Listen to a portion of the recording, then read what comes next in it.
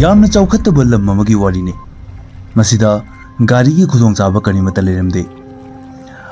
Lump अमदगी lump अमा चटपगिदमक्ता Tourane वांगलानबगी मथौ तारमे Tourane वांगलानबगिदमक्ता थोंगसु करिमता लेरमदे मसिदा हीना लानबा ओइना तौरमे मफम मसिदा ही होनबा कया अमसु मखोय थबक थना अमता लेतबगी मरमना हाबदी गवर्नमेंट जॉब अमदी प्राइवेट जॉब अमता लेनदबगी मरमना ही होंदुना पैसा तानबगी थौदांग लौदुना लेरमे Ibungo ay son wangda chitke nangi hi do ya bro ising kadi changoidana ising me da chalaga hi kadi lupsaloidana ibungo kibugi jene is imabo kulang kha matam sika karigino daw ya da ba mayam ngangi do ha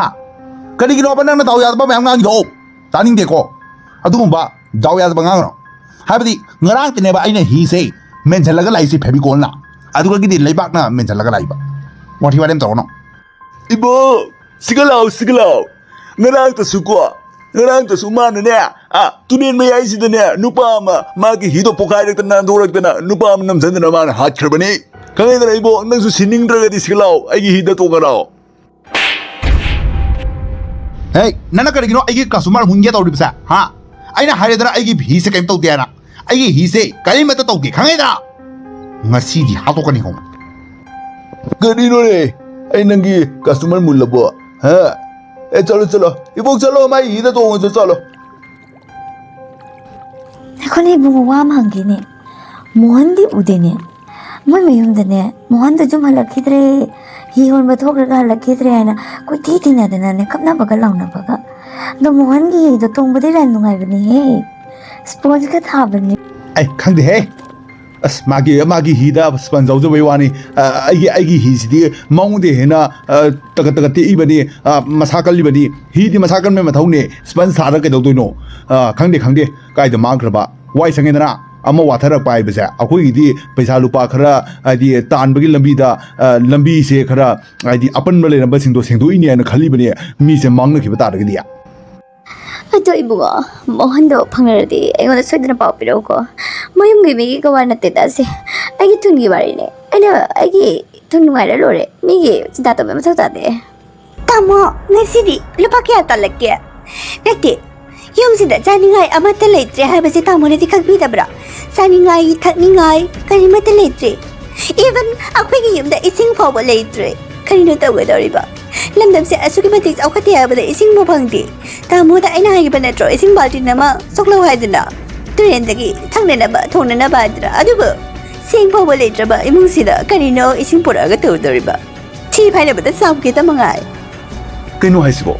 wana la ba matam sida sani ngai bu letrabo ha ai instagram ya na changpane kaino haisibo ai khakta paisa talu haiba noidi adum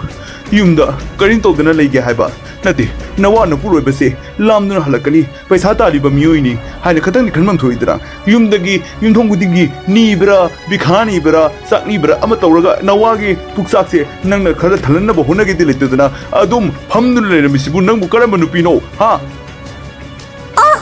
nasa su pok thoga nasa ni gi su ha aram khawang ba sing se loi na ko alo hai ba aduga gi le moi su yeng hai ba yum gi thabak thana su ana loi taw hai ba nati na ma hari se badnam su dum taw gi ha ni ne ko oh my god ai bam chalani asuk sam khata ba lai ra ba imu da ele ro ai in pha jau khra ni ai gi ipa do phana patra su ai gi ipa do su be dar ni nang na di hen ba ko ba le ro ai bam chalani ko pare ai talu khoi gi yum dar kaino chak charu rage nang chalam gano ai horen chenga hawai ga kai ga lerke ai kharang na hanjala kani ngasi no nomai jing numini na ne mi kya le roi ai hanjala ke adum pura ga la ke haba nang chalam gano ko na pamda I love you baby nomai jing ni nudang hai basidi mi leitabagi maramna nilamani nganna mayum da halame adubu ngasi gi nomai jing sidi mak mayum da nganna hanjalamde karigino habadi magi nupina cheng chaningai leite yensang thongningai leite hairapagi maramna mak paisa khara tandaba yade haizuna ngasidi khatangi hena mingai tharami adubu kanamata laktabagi maramna mase hallage na tawraki ngasi se medium lik lai adubu matam je thengjalaktabani ai yum je hallage di khanba the last passenger angka kalaga mase sindo maga ai yum halani magi bharado lawraga ai ching chakra leiraga chakige ngasi paisa di yam tande ching kilo da kya mu tasalak adu su khangti legino ai di tha ma da gi chara hel li bani ai di ching kya tari bana su khangti matha sai dai yum da su ka do tu khangti matab si ti adum theng salak le ai Soma da chatke ai bonda lambiram oh lao phamor lao ai su halage na toromani mi am tang di ngai romine last amak ado lapiro ai gi da phambi ro indi jana phamoko ai gi se kharati dum masa son bane ibo na chapi disi bu kadam dano ibo ki hitang pham sibu kadam dano asun ki khun siga ro natraga awanum da leiri ba lekai sitaro anta biyo kari ai ba ibu karna itay makomade ko bane ai ibu ngarurabo ai dia so ne ni chaturi se wang ta ho mapam sida kari asuk thinga ma matam sida pung tara ta salak kan sida wa marak ta kedo ga habno wa khong marak ta chalaka kari karbanu man to to ispo ngeda man to min to sabani ai gi bhara bangura loire ibo ai gi pesa du matang di khatang jang na bibiramu ko please tips khara bibiramu ngasi ai cheng chak leirga itu isa tha udore bani nang na aroi bani haduna ngai duna leramine ibo please don't forget it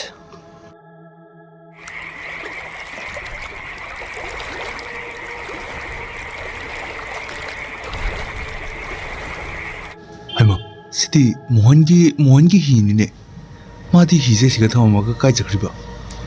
aima igi bhara piram dana mana tumena mathu no dole chaki sibo ibo bhara piram mune hi tong do lo daga bhara pige di khangri dubu nang bu karam ba minai no ne ha namai do kai ba khangro ibo ngai kho kai no ba ma to sibo ibo ngai kho ni changi no le as wa ma siga kai no mkhada kai no le sibo hai mai ma sidi mohangi dead body ne asi ba hakchang ne nahan de mohan se chiba phangde ne to bse masika tan le me du se pummaga oh my god ka this ba ate ibuk tu su changi bade tholo kidre ake dawni ate ai bu chala siro natra ai bhara se logi siro Bala yang pambadagi mohon su sigare nang sunga si ai kutta si batade dana sira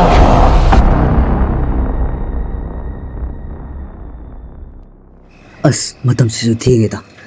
hibu leiriba leitriba khangdene hibu amata udene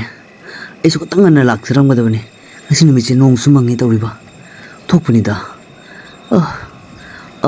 hi amati uwa fangine kanagi hino khangde hoida hekta chalaga paisa hena pige yumbauti amta thimbiramu hai batani tada tabiri bro ai soma bota chake ai paisa hena piwa su pijage ai bu amtang thimbiramu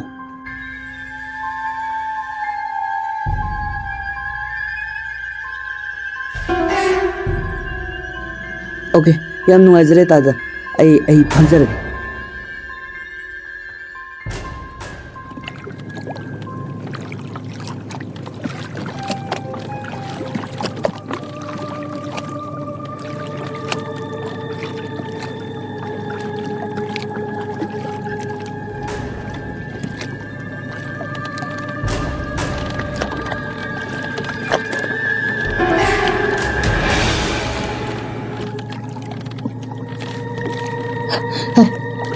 Kaya to subo.